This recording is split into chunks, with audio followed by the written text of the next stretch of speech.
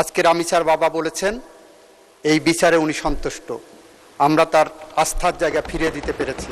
মাননীয় স্পিকার, আপনাকে ধন্যবাদ। মাননীয় স্পিকার, গত 19শে মে ঢাকা শহরের পল্লবী এলাকায় একটি অত্যন্ত নৃশংস ঘটনা ঘটেছিল, আপনারা সবাই দেখেছেন। সে নৃশংস ঘটনায় 8 বছরের শিশু রামিসা ধর্ষণ এবং হত্যাকাণ্ডের শিকার হয়। এই ঘটনার 7 ঘন্টার মধ্যে আমাদের পুলিশ বাহিনী 2 জন মূল আসামিকে গ্রেপ্তার করতে সক্ষম হয়। সরকারের পক্ষ থেকে তাৎক্ষণিক পদক্ষেপ নেওয়া হয়। মাননীয় প্রধানমন্ত্রী নিজে, মাননীয় স্বরাষ্ট্রমন্ত্রী সহ, এবং সেখানে সেই টিমে আমিও ছিলাম, আমরা ভিকটিমের পরিবারের সাথে দেখা করি। ওই দিন ভিকটিমের বাবার একটি আহাজারি ছিল যে উনি বিচার চান না, কারণ এদেশে এই ধরনের ঘটনা বিচার হবে না। আমরা আশ্বস্ত করেছিলাম, মাননীয় প্রধানমন্ত্রী আশ্বস্ত করেছিলেন, এই ঘটনার আমরা বিচার করতে বদ্ধপরিকর। মাননীয় স্পিকার, আপনার মাধ্যমে এই মহান সংসদকে জানাতে চাই, আমাদের পুলিশ বাহিনী 5 দিনের মাথায় সুষ্ঠু তদন্ত করে এই ঘটনার পুলিশ প্রতিবেদন দাখিল করেছিলেন 24 তারিখ ঈদের আগে দুপুর 12টার সময়।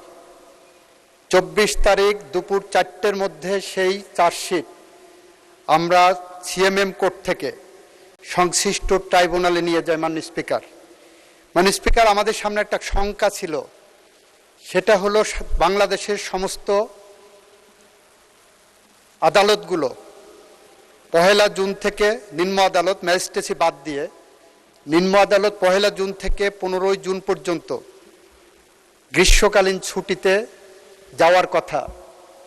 আমাদের মাননীয় প্রধান বিচারপতিকে আমরা অনুরোধ করার পরে বাংলাদেশের সকল শিশুর প্রতি সহিংসতামূলক যে ট্রাইব্যুনালগুলো গঠন করা হয়েছে, আমরা গত সংসদে আইন পাশ করেছি, সেই ট্রাইব্যুনালগুলোকে আমরা ছুটির আওতা বহির্ভূত রাখতে সক্ষম হই। 24 তারিখে চার্জশিট পাওয়ার পরপরই আমরা যখন দেখেছি যে আসামি পক্ষ কোনো আইনজীবী দেয়নি, তাদের বিচার প্রক্রিয়াকে প্রশ্নবিদ্ধ করার অন্যতম একটা প্রক্রিয়া ছিল, আমরা আইনের বিধান মেনে রাষ্ট্রপক্ষ থেকে 24 তারিখেই আমরা আসামিকে একটি স্টেট ডিফেন্স লয়ার দিতে সক্ষম হই। মাননীয় স্পিকার, 24 তারিখে ট্রাইব্যুনাল বসে 1 জুন, যেদিন প্রথম কোর্ট আদালত খুললেন রোজার ছুটির, ঈদের ছুটির পরে, 1 জুন চার্জ ফ্রেমিংয়ের জন্য রাখে। 1 জুন যথারীতি এই মামলার অভিযোগ গঠন করা হয়। 2 জুনে এই মামলার 16 জন সাক্ষীর সাক্ষ্য সমাপ্ত করা হয়, গ্রহণ করা হয়। 3 জুনে এই মামলায় আসামি পক্ষ কোনো সাক্ষী দিতে চান কিনা সেই ধরনের একটি দিন ধার্য রাখা হয়। 4 জুনে যুক্তিতর্কের জন্য উপস্থাপন দিন ধার্য করা হয়। 5 and 6 জুন শুক্র শনি থাকাতে 7 জুন আজকে ছিল, আজকে রায়ের জন্য দিন ধার্য ছিল এবং রায় যথারীতি ঘোষিত হয়েছে।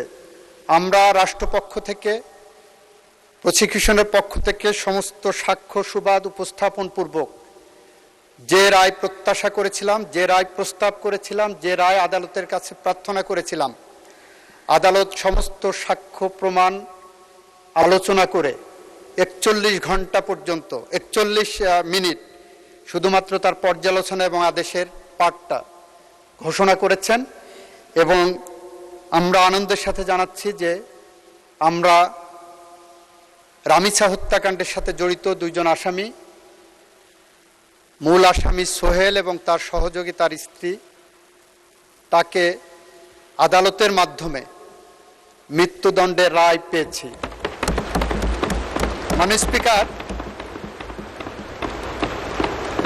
মাও সুতুংয়ের একটি ঐতিহাসিক উক্তি আছে, কোনো মৃত্যু থাই পাহাড়ের মতো ভারী, কোনো মৃত্যু পাখির পালকের মতো হালকা। মাননীয় স্পিকার, রামিসা হত্যাকাণ্ড আমাদের জীবনে থাই পাহাড়ের মতো ভারী হয়ে আছে।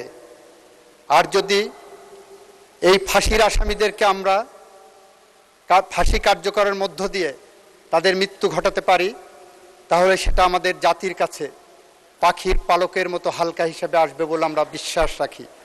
মাননীয় স্পিকার, এটুকু ছিল আমাদের পক্ষ থেকে এই মহান জাতীয় সংসদ এবং জাতির কাছে আমাদের দেওয়া প্রতিশ্রুতি। সেদিন আমরা বলেছিলাম, আমাদেরকে যখন সাংবাদিকরা প্রশ্ন করেছিলেন রামিসার বাবা বিচার চান না, এ বিষয়ে আমাদের বক্তব্য কী, আমরা বলেছিলাম এর একমাত্র জবাব হবে তাকে সেই আস্থার জায়গা ফিরিয়ে দেওয়া। আজকে রামিসার বাবা বলেছেন এই বিচারে উনি সন্তুষ্ট, আমরা তার আস্থার জায়গা ফিরিয়ে দিতে পেরেছি। মাননীয় স্পিকার, আপনাকে ধন্যবাদ।